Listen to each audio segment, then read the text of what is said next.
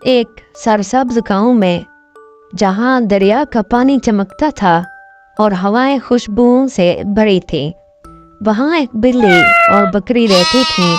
बिल्ली का नाम मन्नो था, जो निहायत चालाक और शरारती थी, जबकि बकरी का नाम गुड्डी था, जो नरम दिल मासूम तबीयत की मालिक थी।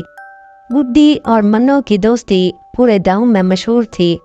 दोनों हमेशा साथ खेलती थी, एक दूसरे का ख्याल रखती थी और घंटों बातें करती थी। मगर कुदरत ने दोनों को मुख्तलिफ बनाया था। बकरी को सब्ज घास पसंद थी, जबकि बिल्ली को गोश्त। इस फर्क के बावजूद उनकी दोस्ती मजबूत थी। एक दिन गांव में खतरा आन पड़ा। करीबी जंगल से एक भेड़िया निकल आया, जो गांव के जानवरों को शिकार करना चाहता था। गुड्डी बहुत ज़्यादा खौफजदा हो गई।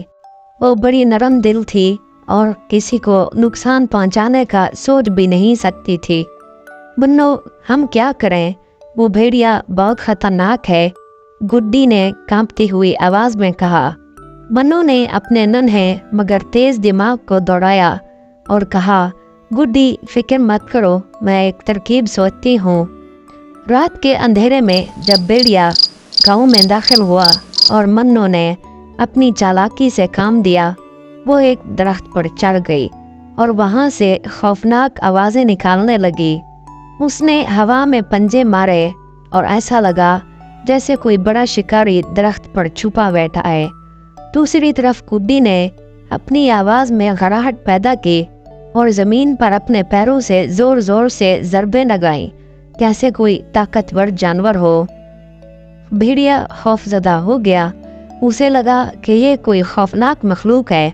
वो फौरन दुम दबाकर जंगल की तरफ भाग गया। गुड्डी की आंखों में आंसू थे, लेकिन वो खुशी के आंसू थे। मन्नो, तुमने मुझे बचा लिया, मैं तुम्हारी शुक्रगुजार हूँ। मन्नो ने मुस्कुरा कर कहा, दोस्ती का यही मतलब है गुड्डी, हम हमेशा एक दूसरे के साथ रहेंगे।